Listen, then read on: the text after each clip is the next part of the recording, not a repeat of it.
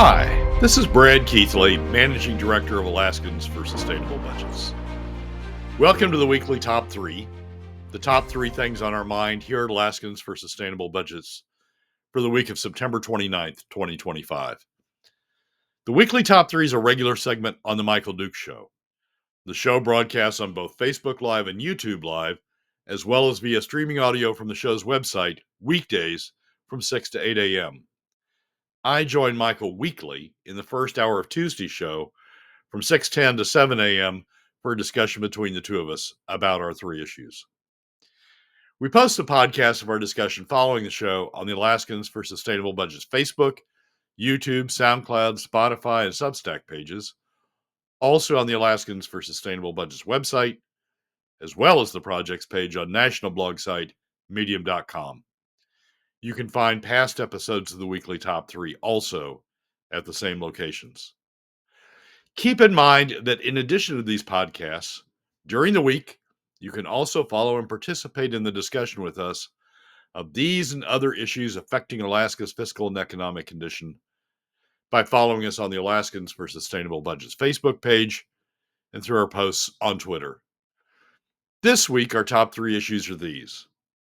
First, we discuss Alaska's K-shaped economy and how it helps explain outmigration. Second, we explain the parts of the story that the Permanent Fund Corporation's claims about a successful FY25 performance ignore. And third, we discuss why op-eds proposing new or continued spending should come with a fiscal note. And now, let's join Michael. Let's get started. This week's topics is number 1, something called Alaska's K-shaped economy. What are we talking about today? The K-shaped economy. I'm curious. Well, there was an article in the ADN repeat of an article from the Washington Post that I found interesting and dived into a little bit. The headline of the article was "The Wealthiest Are Boosting the Economy as Consumer Spending Rises Again." And this is really a story about how averages can be distorted. What's going on, what this article develops using a lot of economic data and economic data I've heard friends elsewhere in the country discuss.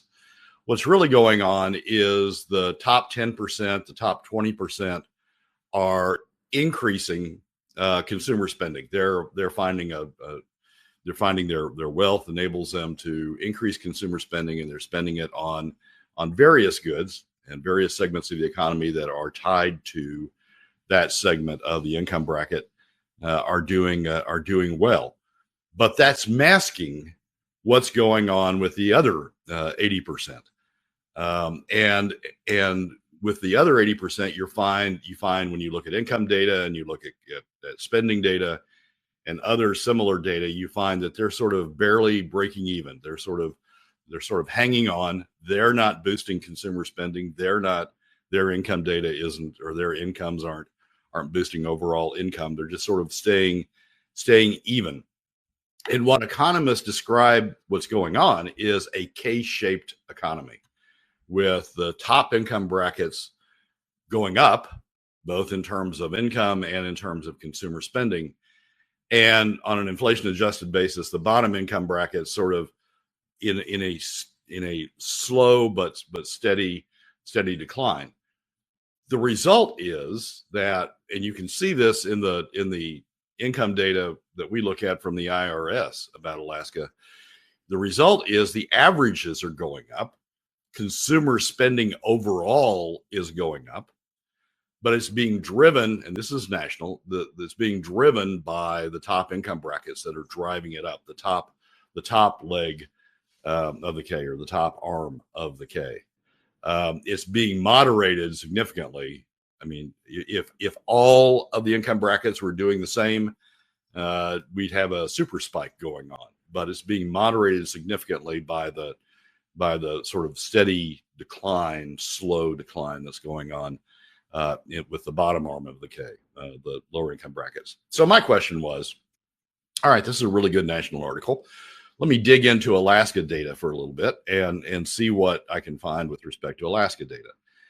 And the Alaska data, I know it will come as no great shock to anybody, but Alaska isn't the first thing that economists think of when they develop this sort of data. So the data, shocking.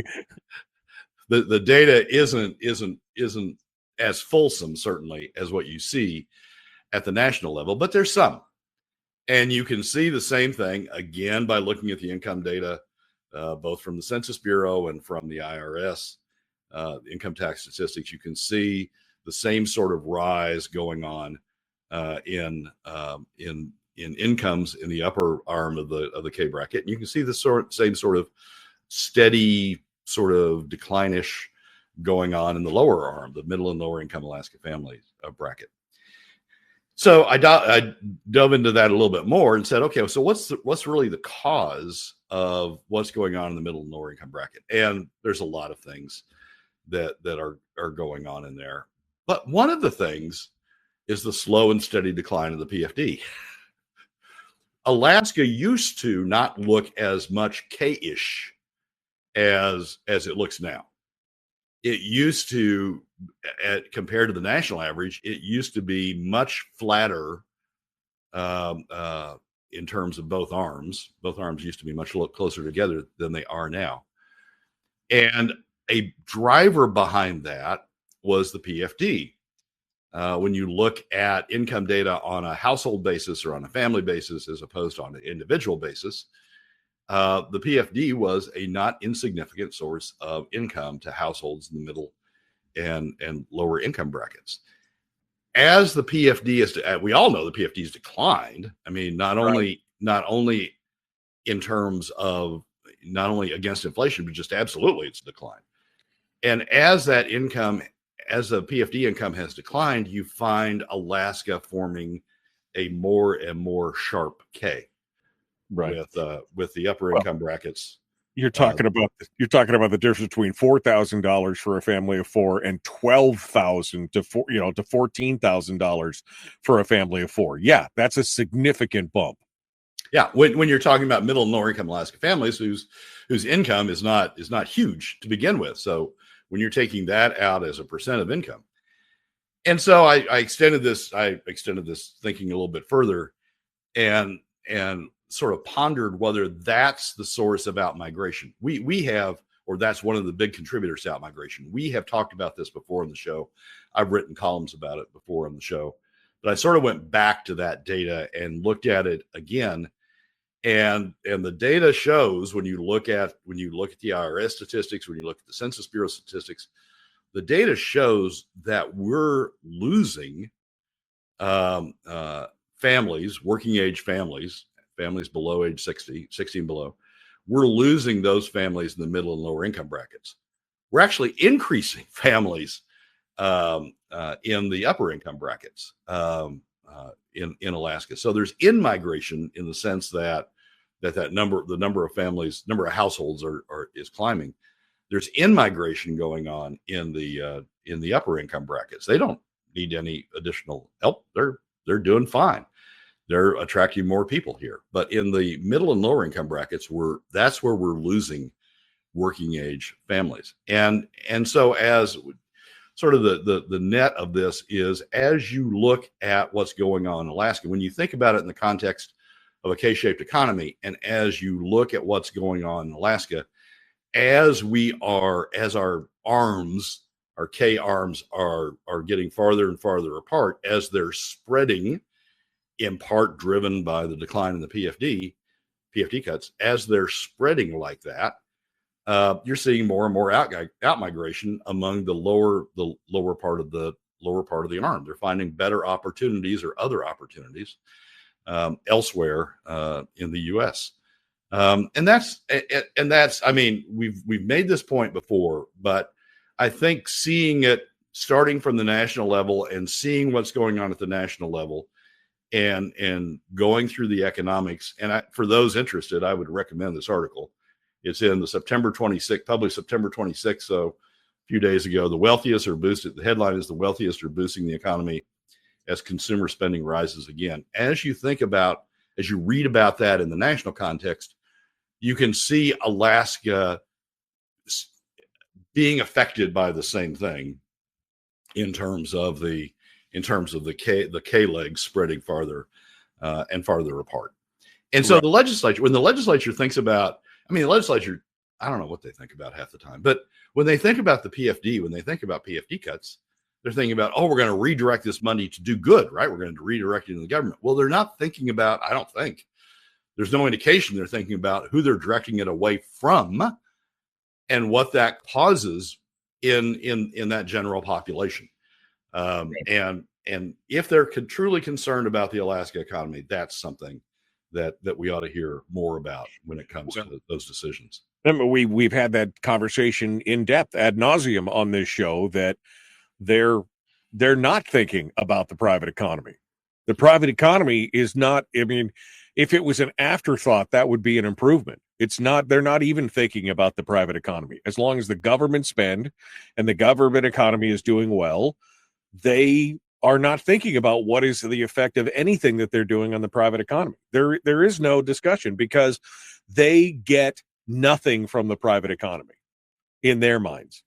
Their full and whole source of income is the permanent fund and the oil revenues and the royalties, and that's all they think about. They do not think about what's going on in the private economy because it doesn't feed the coffers, so why should we care? But they're not thinking, Michael, they're not even thinking about set aside private and government. Good point, excellent point, important point. But they're not even thinking about middle and lower income Alaska families. They're thinking about select segments of middle and lower income Alaska families that they can help by redirecting these funds out of the bulk of middle and lower income Alaska families into this subset that they're directing these government programs to. And certainly they're thinking about the government employees and the constituencies they create and the advocates they create by directing it into these subsets. But it's coming at the expense of a spreading K economy in Alaska and coming at the expense of worsening the economic position of middle and lower income Alaska families, who then in turn, it's not like they don't have choices, then in turn are the biggest segment, are leading the outmigration. So it's right. We're not having somebody who's sitting in the legislature who's thinking through the impact of these things on Alaska families or on the Alaska economy.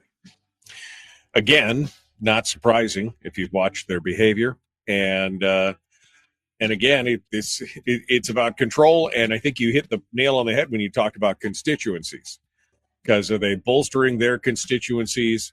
And is the constituencies really the lower income Alaskans, or is it the people who are writing the checks for their next campaign?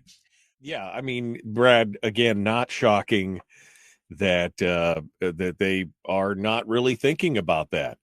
It's become such a bubble. The whole thing has become just such a bubble that at this point,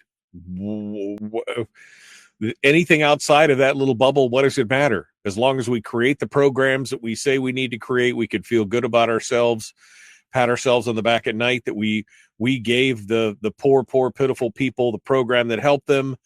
As long as that money's there and we can get reelected to come back, then what does it matter?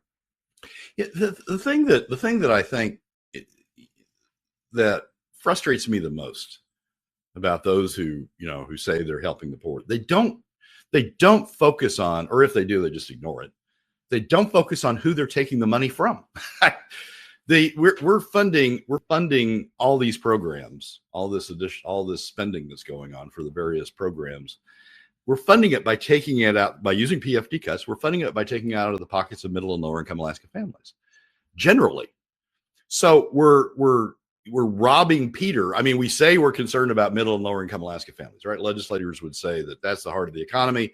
Middle income families, 80% of Alaska families fall into those brackets. That's the heart of the economy. That's who we're concerned about. That's who we're thinking about. They say that, and then they take the money out of their pockets, largely not out of the top 20%, certainly not out of the oil companies, not out of non-residents, unlike any other state in the nation. They take the money out of the pockets of those they say they're looking that are the heart of the Alaska economy, and they're directing it to these subsegments. And so the subsegments and you got to create a bureaucracy to do that redirection and to provide the services. So that subsegment looks like it's okay. And when you focus on that subsegment, you're going, hey, they're doing great.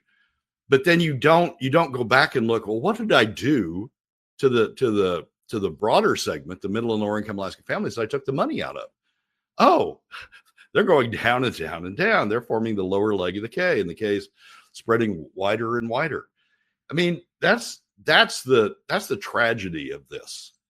We're focusing these dollars. We're taking the dollars broadly out of middle and lower income Alaska families. We're focusing it on subsets, and then we're judging the success of it by looking at the subsets, and we don't look back at the people whose pocket we took it out of, and we don't look back at how they're doing. And that's just it's frustrating. Well, and to use your analogy, I mean, we're robbing Peter and Paul to pay Paul, right? Because middle income Alaska families don't really get any benefit from all the programs that are created. Lower income Alaskans are supposed to be getting the benefits, but you're robbing all the money from them to pay for those benefits. And you're robbing the middle class who don't get anything. And so they're the ones that are, everybody's feeling the pinch on the lower end to supposedly take care of the lowest income Alaskans. But if you gave them $12,000 for a family of four, or $15,000 for a family of four versus $4,000 for a family of four, they probably could probably grab themselves up by their own bootstraps and do it themselves. Instead, you've created bureaucracies and problems and more overhead, and you've cut the middle income Alaskans out completely because they don't qualify to benefit from all these programs. Yeah. It's no other state does it this way. Every other state gets a portion of its revenue from non-residents. Alaska doesn't. No sales tax, no statewide sales tax, no statewide income tax. Alaska doesn't get a portion of its revenue from non-residents. But we have one of the highest, if not the highest, non-resident segment of our workforce that's non-resident of any state in the nation. We're just letting them get off scot-free. No other state does that. No other state has as regressive a tax, as regressive a revenue system. If Randy's going to flake off on tax, as regressive a revenue system, right, as Alaska does. Yeah, no other state has that. So we're making it worse. Yeah. Frank has a good point. We don't have time to explore it, but he says legislatures also say private small business is the backbone of Alaska. Not true. The government spending is the only thing keeping Alaska failing. I can't say that he's wrong at that point. Okay, we're continuing the weekly top three, our deep dive into Alaska's economy, politics, and more. This number two today, we're going to talk about the weak defenses of the Permanent Fund Corporation. Oh, they have a weak defense. Brad, what do you mean here? Let's get with it. So Devin Mitchell, who's the executive director of the Permanent Fund Corporation, has written this column that is making its way around the state. I've seen it thus far in the Alaska Landmine and Must Read, and in the Frontiersman, and I'm sure it will make its way to the rest of the state's newspapers, those that haven't closed up. Will make it to the rest of the state's newspapers in due course. And basically, it's a defense of how the Permanent Fund is doing. He offers it as positives. This is how your Permanent Fund Corporation is performing. But in the wake of the stuff that we and others have been saying, the analysis we and others have been doing of the Permanent Fund Corporation, you can sort of view it as his defense, particularly when he published it in the Landmine, where all of my columns on the Permanent Fund Corporation have been. I noticed that. I was like, oh, I see. Brad must have poked the bear somewhere in there for them to file it here. Well, it's their annual. They've come to their annual results, their annual report, and this is probably the letter that goes at the front of the annual report. But I just thought it was curious that the first place it showed up was in the Landmine. But I want to look at this for a moment. Do you have the chart that I sent? Can you? Yeah, oh my gosh, you're just on the ball today. I'm with it. Okay, so this chart we've talked about it before, but it's time to talk about it again in light of Devin Mitchell's column. Devin Mitchell defends two things, or promotes two things that the Permanent Fund Corporation is doing. They are producing long-term performance, long-term returns for Alaskans. They're growing the permanent fund, and the other is they're generating revenue for the state in terms of additional POMV draws or POMV draws. This chart looks at since FY20, compares the performance of the permanent fund, both in terms of balance, in other words, in terms of growth, which is the red line at the top, and in terms of POMV draws or POMV returns, revenues for the state, to put it in Devin's terms, which are in the red bars. If you go back before FY20, if you go all the way back to FY12, which is when Vanguard started their S&P 500 ETF electronic traded fund. If you go all the way back, you would see that in 13 of the 14 years, the Vanguard S&P 500 ETF, the heart of Warren Buffett's 90-10 investment approach, 13 out of 14 years, the Vanguard would have exceeded the returns generated by the Vanguard ETF would have exceeded those of the permanent fund. This chart just goes back to FY20 and looks at what the effect would have been. Essentially says, look, okay, so it would take a few years to recognize this is what's going on. Let's say they finally realized, the Permanent Fund Corporation finally realized what was going on and started in FY20 to shift the investments to the Warren Buffett approach. If starting in FY20, the blue line, which is the returns generated or the balances of the permanent fund, what the balances of the permanent fund would have been had it been invested in the Warren Buffett approach, the S&P 500 90% and a debt ETF, long-term debt ETF 10%. Had it been invested in that, the blue line shows what the balances of the permanent fund would have been. The blue bars at the bottom show what the POMV draw would have been had they adopted since FY20, if they had adopted the Warren Buffett investment approach. What you can see is that the red line essentially flatlines between FY23, the last downturn in the market, and FY26. The last point on this is the end of month FY26, the most recent for which the Permanent Fund Corporation has published data. And you can see that the red line is just essentially flat across that time. No additional growth coming out of the Permanent Fund Corporation's investment approach. But you see the blue line jumps from about $80 billion in FY23 to now $124 billion, $125 billion if it had been invested in the S&P 500. So when Devin says, "Oh, we've had great long-term performance, we've had great growth in the permanent fund," no, you haven't. What the growth you've had is between 76 and 81, $5 billion of growth over essentially 4 years. In the meantime, if you'd invested in the S&P 500, if you'd invested in the Warren Buffett approach, it would have grown from 80 billion up to 124 billion. Devin says, we're generating revenue for the state. Okay, yes, there is a red bar there that shows you are generating a POMV draw for the state.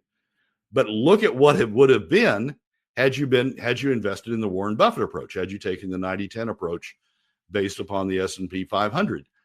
Instead of the 3.8 billion that everybody celebrates is coming out of the POMV in FY26, it would have been 4.49 billion. It would have been $700 million more, nearly 20% more, had we invested in the Warren Buffett approach just since FY20. If you go all the way back to FY12, which is where the S&P 500 began, The numbers are huge. They're astronomical.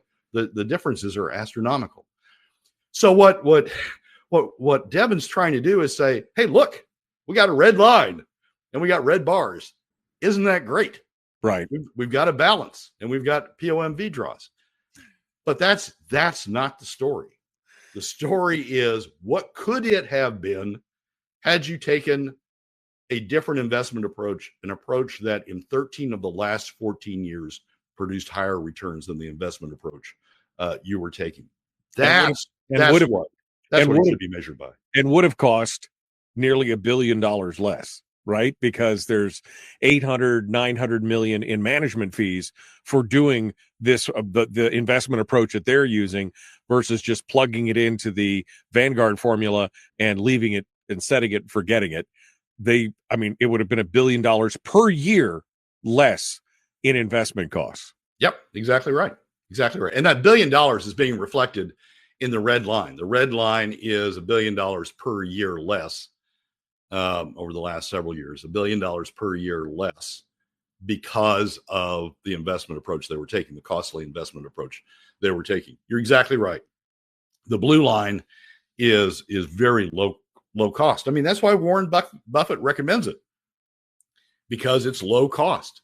You're not losing a bunch of your revenue, a bunch of your income off to paying for so-called experts. This is just another one of those. I mean, this is gaslighting. This is exactly what this is.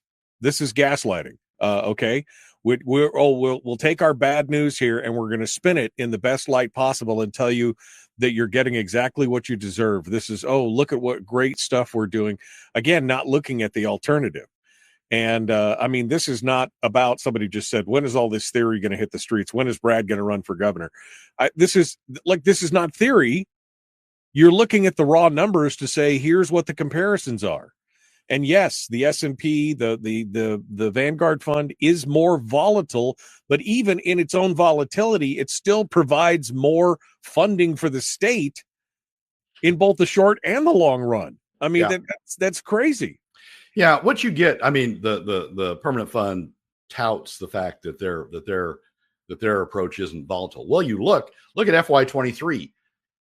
Their approach went down also. It went from an FY22 balance of 81.9 down to 76.34.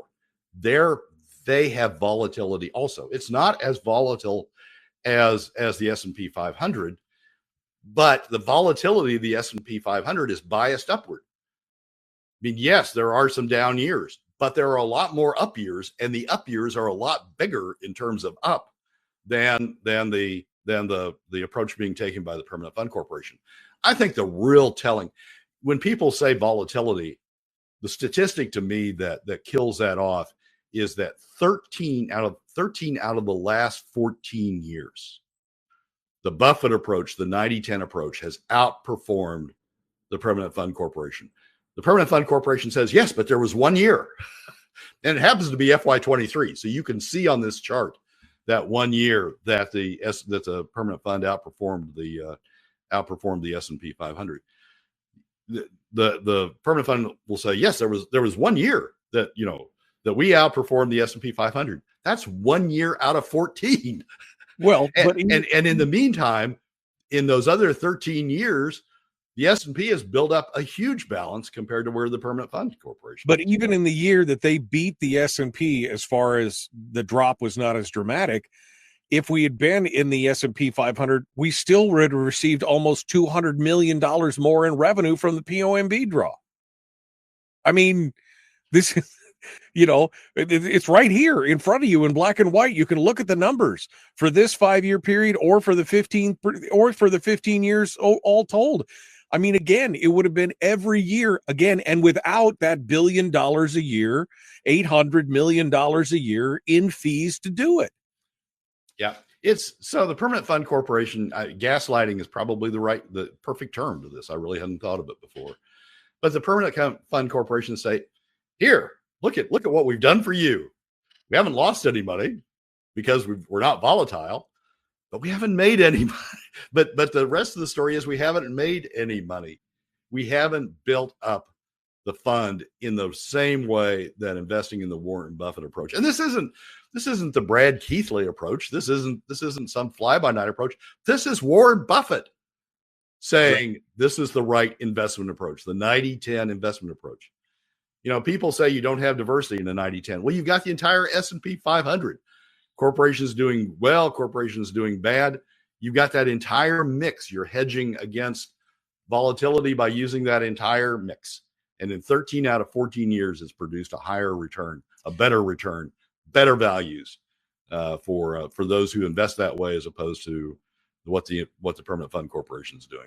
And I don't mean to get stuck on this fees thing, but isn't Wyoming, this is what Wyoming is doing, right? They have a fund. It's not like the Permanent Fund, but they have a big fund that they use, and they tag to the S&P 500 Vanguard fund, and they pay one guy $250,000 a year to manage everything.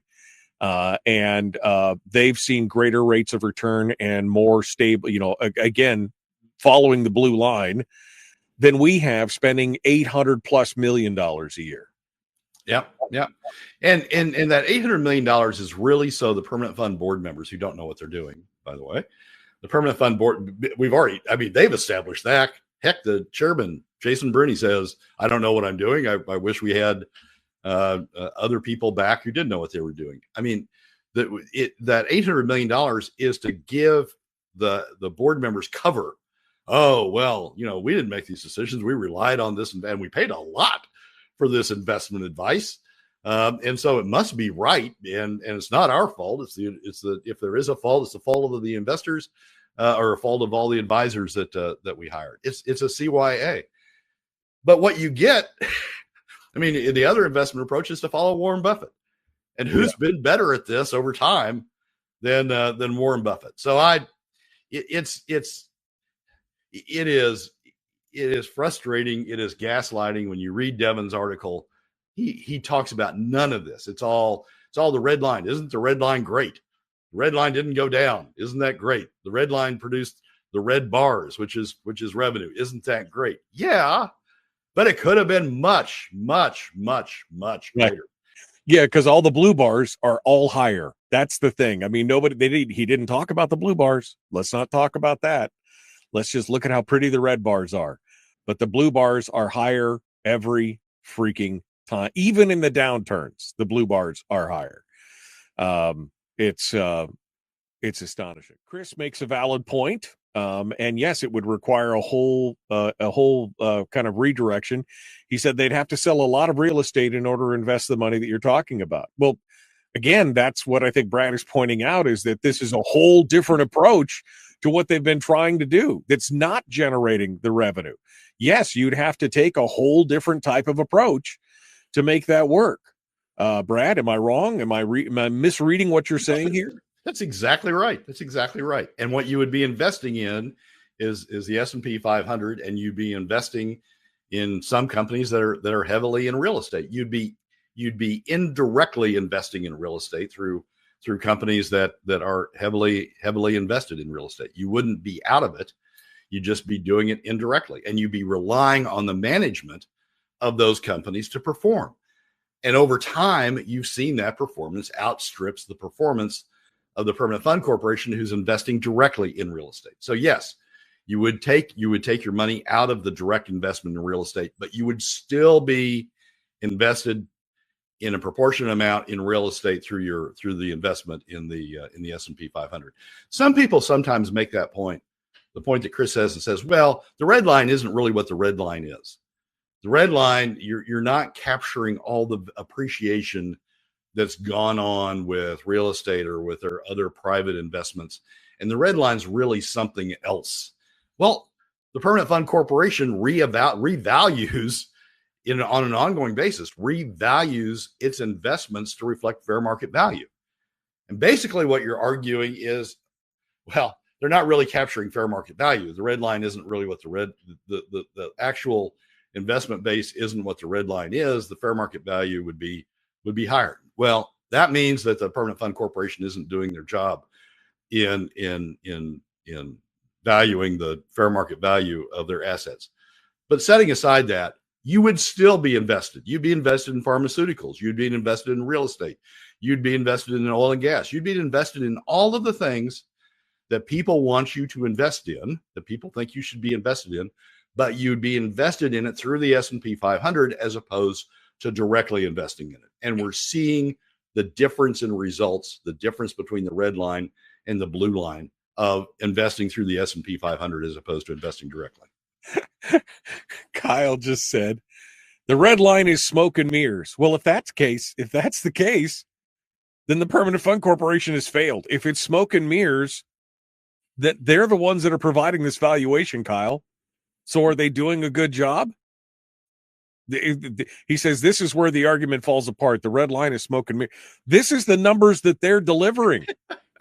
How does that? I mean, I just, I just don't understand how this argument goes. I don't understand.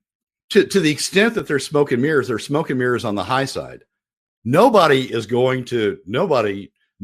investment firm is going to say that, our investments are worse than what they're performing. To the extent there's a bias in here, the bias is on the high side.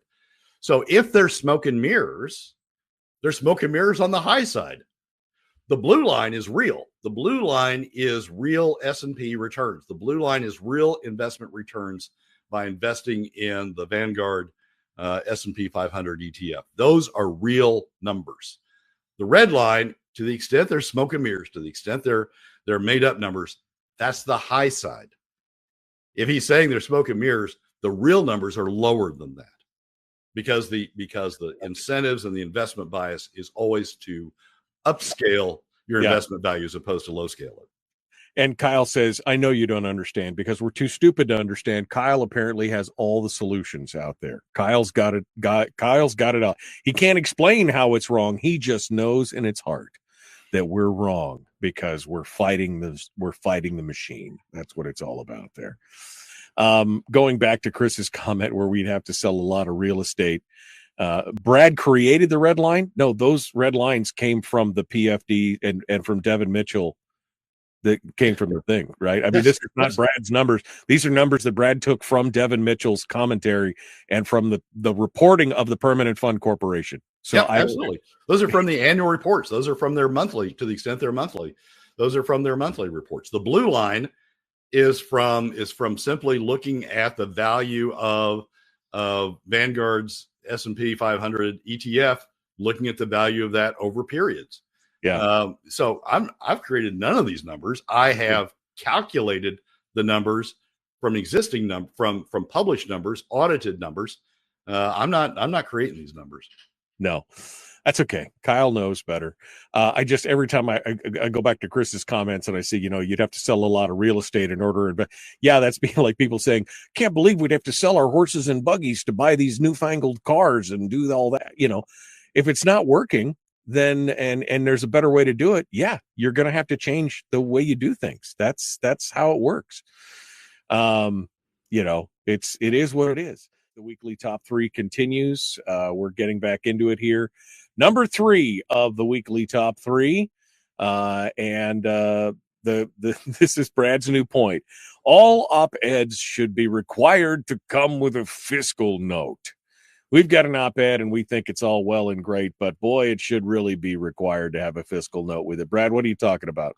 Well, I read a bunch of op-eds. I read a bunch of op-eds every week, and I read a bunch of op-eds this past week, and the cumulative effect by the time I got to the last one, they were all about we should spend on this, we should spend on that, we should be doing this, we should be doing that.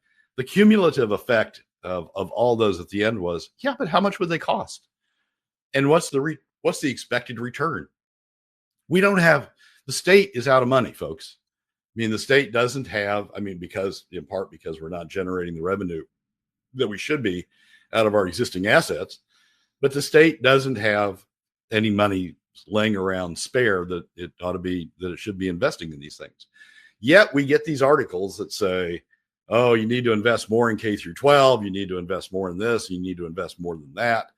And at the end of it, I said, well, what we ought to have, what ought to be required is that the end paragraph of every one of these articles, after they've made the case for why do we ought to spend on this, the end paragraph ought to be a fiscal note that says, this is how much it costs. This is the long-term cost. This is the return that we're anticipating we're going to generate out of this. This is why it makes financial sense. And with that baseline, with that sort of fiscal note for every one of the op-eds, we could start making judgments about whether A, we have enough money to spend on these things, and B, what the relative returns of spending on one thing is to the other. The thing that started me down this road was an article or an op-ed by Kelly Lessons, Anchorage School Board Kelly Lessons, that says, opinion, riding the cyclone of Alaska school funding. And basically it was, we ought to be spending more. We're going up, we're going down. We aren't really going down, but we're going up we're not going up enough in Alaska school spending, and we ought to be spending more. Fine. How much is it going to, what are you arguing for in terms of cost? What's the return that you anticipate out of that? And let's make a judgment about whether it's worthwhile to do that. All of these articles go, my thing's important, got to spend on that. Doesn't matter what anything else is. Doesn't matter we don't have the revenues. None of these articles talk about revenues. Doesn't matter that we don't have the revenues. We've just got to be spending on this because it's a good thing to spend money on. If we had fiscal notes, starting with this one, it would be useful in trying to figure out where and how we ought to be investing our money. Another one, this was by Tom Begich. He's running for governor, former state senator, now running for governor, Tom Begich. Alaska's energy security must come first. And it's an article about how we need to, invest in all these renewables, and we need to have additional support for the renewables, support being the buzzword for additional government credits, tax credits, or investments of one sort or another in these projects to provide Alaska's energy security. Okay, how much are you talking about, Tom? What is the cost? What's the investment return on that? What's the betterment that we get out of those compared to what the baseline is? It's not like Alaska is going to run out of energy. We're going to have to import some in terms of LNG in order to provide support to the Alaska consumption side, since it's heavily gas weighted. We're going to have to import some, but it's not like we're running the risk of running out of energy. Begich just wants it to be a different type of energy, and is trying to fashion an argument about how that is important for Alaska's energy security. But no numbers, no calculation of what the cost is, no calculation of where the revenues are going to come from, no discussion of what the long-term return on that is. Just, it's important to have energy security, and so you need to spend on these things. This isn't just a Democrat thing, though. I mean, Lessons, I think, is a Democrat. Begich certainly is a Democrat. This isn't just a Democrat thing. Here's the next one that I ran across was one by George Rauscher. And the headline is, Alaska needs more power, not less. And he's talking about the coal plant back up in Susitna that some have proposed and some are trying to support, that needs infrastructure, needs support to make it work, government support to make it work. But Rauscher's talking about how important that is and how that would provide more power, and how we could have more power if we just started looking at these other investments we could make in these other projects we could develop. Again, no numbers, no cost numbers, no analysis of where's the revenue supposed to come from, and no analysis of what the long-term fiscal impact is. It's just the cumulative effect of all this was, we got a lot of op-eds, and we're going to have a lot more op-eds as we get into the governor's race and we get into the legislative races. We're going to have a lot of op-eds about, you need to spend on this, you need to spend on that, you need to spend on the other thing. And look at Alaska needs more power. Alaska needs energy security. Alaska needs to get off the roller coaster on K through 12 spending. But how do we pay for it? Where's the fiscal note? What's that cost? Exactly right. And that's the sense I came away from. All of these Alaskans would actually benefit from having a fiscal note at the bottom of all of these articles, all of these op-eds about, how are we, what are the economics of these projects? In the absence of a fiscal note, I think that people should read these with a grain of salt and say, okay, okay, you want to spend on that, great. You want to spend on that. You want to spend on a new coal plant. You want to spend on this. You want to spend on another thing. All that's great, but let me figure out what the costs are, or let me ask somebody what the costs are and see if they make economic sense. We have a lot of pie in the sky going on. We've always had a lot of pie in the sky going on, but we have a lot of pie in the sky going on in this state right now. The LNG lines, so another one of those. We have a lot of pie in the sky going on, but nobody is grounded. None of these are grounded in basic economics. And to the extent we get off on an emotional drive and we go down one of these tracks like K through 12 or building a road out to a coal plant or all of that sort of stuff, to the extent we get off on these tracks, that explains a lot of why we're in the fiscal situation we're in. We're spending a lot. We aren't looking at the fundamental economics behind them.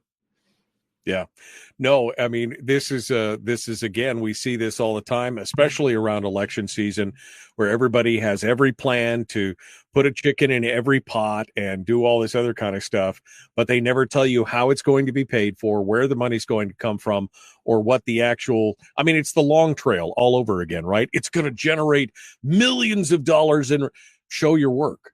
Show me the numbers. What do you mean? How much is it going to cost and what is the return going to be? It's aspirational. Everything is aspirational at that point. Oh, if we just build more, and if I hear one more Republican especially say, well, we just need more resource development. That'll get us through the next 10 years. I mean, it'll take 10 years to get the resource development off the ground. How do we survive between now and then? That's the question I keep asking. Oh, and as we discussed last week, and as we've discussed, fairly often, and as I've got I think in last week's Alaska landmine column, resource development is costing us money. I mean, when you look at the credits and the deductions that the oil companies are to take, as production's going up, which everybody says, oh, great, see, resource development, production's going up. As production's going up, revenues from the production tax, from the tax on oil is going down. It's not even staying.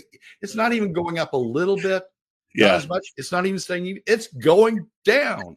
I know. That development's costing us money. I like your idea. There should be a fiscal note attached to each one. Yep. You got to have a fiscal note attached to each one. It's true though, right? I mean, we got all these great ideas.